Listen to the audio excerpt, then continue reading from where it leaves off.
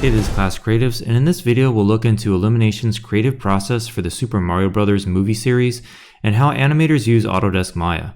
The first movie raked in over $1 billion globally, so we thought it might be fun to break down what made this movie so special and how the animators made each character uniquely entertaining based on their research studying the video game versions.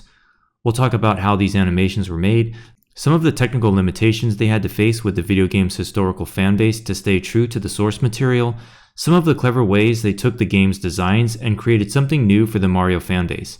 And of course, as always, we'll talk about the keyframe animation process. For the Super Mario Bros. Movie, it marked the first time the creative worlds of gaming and animation came together to partner with Nintendo for an animated feature. Nintendo Shigeru Miyamoto, the Super Mario Bros. Original creator, produced the movie and said the success of the movie had to do with Illumination and Nintendo having like-minded creative visions. The collaboration didn't just focus on the money, but how they could create something similar to the way Miyamoto usually develops games. The similar philosophies helped the filmmakers craft the story, figuring out which characters to include and what Nintendo fans would want to see most on screen. They wanted to be sure they told a whole new story with the movies. They started by looking at the games and designs to find the most common elements that reoccur throughout the Super Mario universe. They then took those iconic elements and pushed the level of detail to make them look like, quote, real characters with real emotions, families, hopes, and desires. They took the challenge of the games trying over and over to defeat Bowser to the overall theme of the movie to be about never giving up through persistence. If you're not familiar with Illumination Entertainment, you might be familiar with what is the biggest animation franchise in the world, Despicable Me. Since then, they have grown significantly in not just their library of hit animated movies, but their technology and pipeline have also expanded. Like many studios, Illumination has their own proprietary software, and anytime they get to push the boundaries of physics or the cartoony squash and stretch nature of their characters, they always jump at the opportunity to.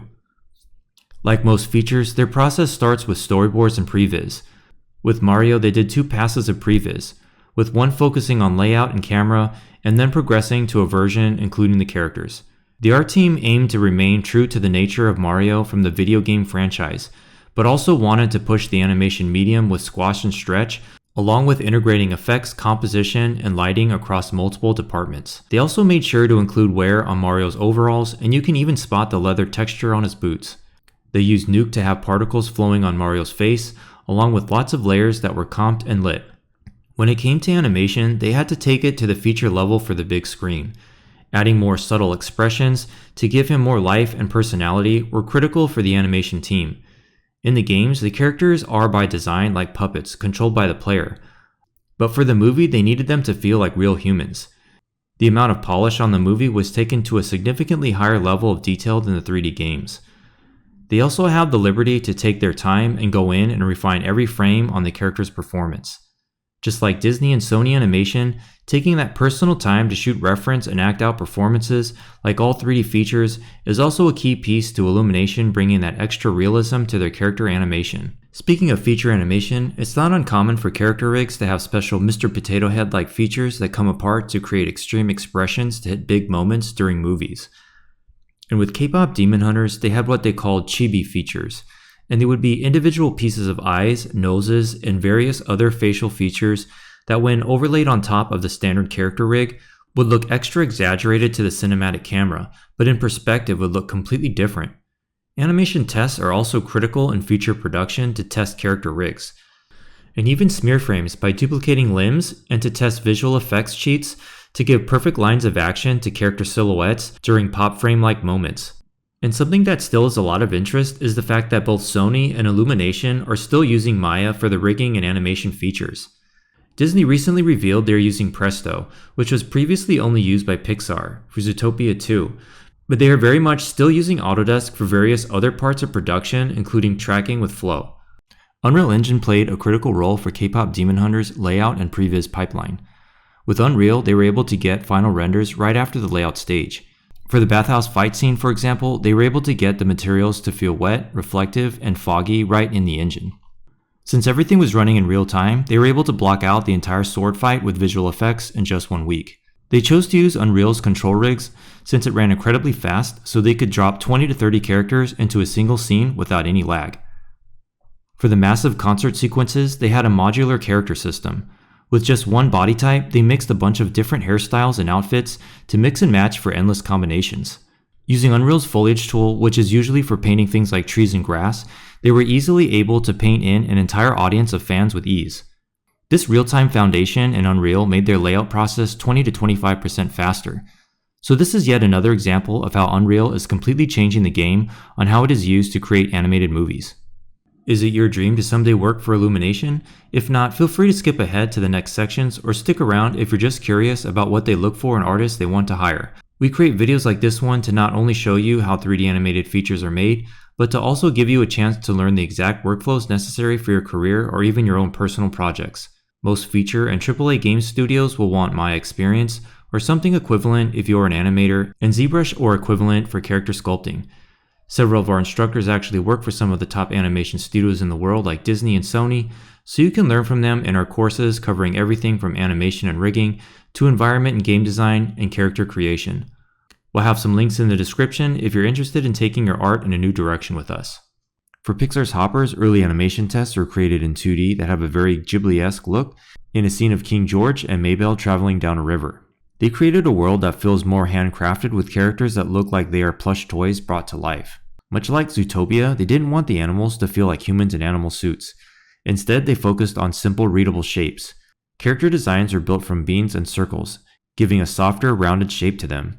The landscapes played a very important role in the art style, contributing to the less realistic style.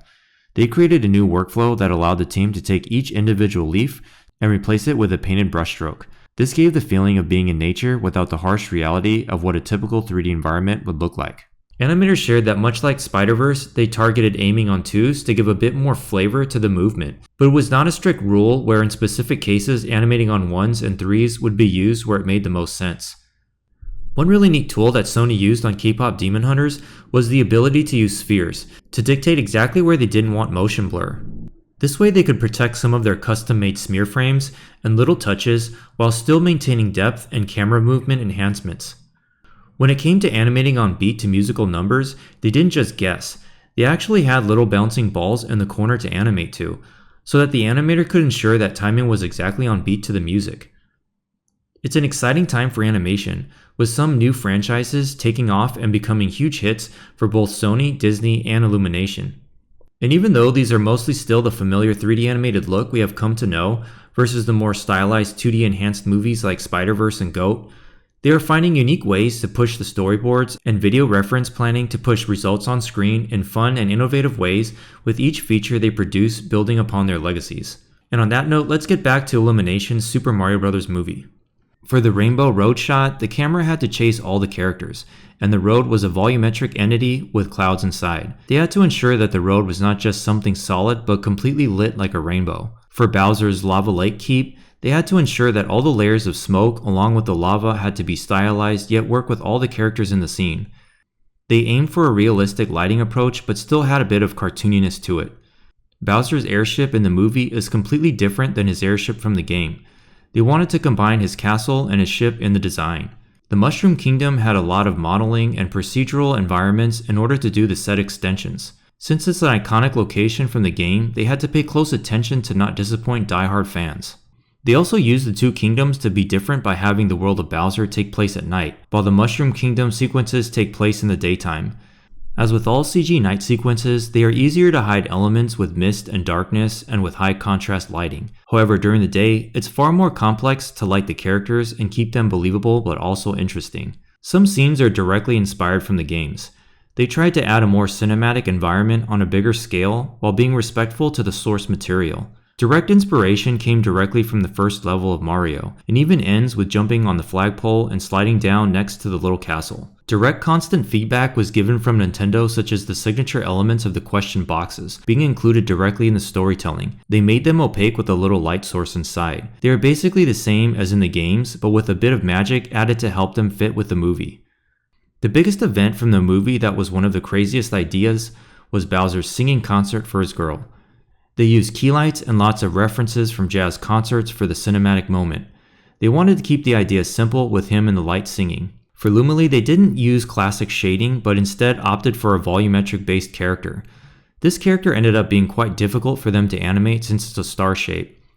They were able to pull off some extreme movements like him playing the saxophone. They used proprietary software for the grooming of the mustaches of the Mario Brothers and Donkey Kong. Donkey Kong had numerous layers of fur. They had to add a ton of detail to make him feel real, but yet not realistic.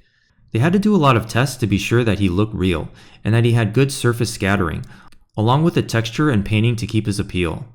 For destruction-based shots, they had various simulations taking place all over with smoke and dust. They didn't want the shots to be scary, but they did want to be sure that the shots were impressive and fun to watch.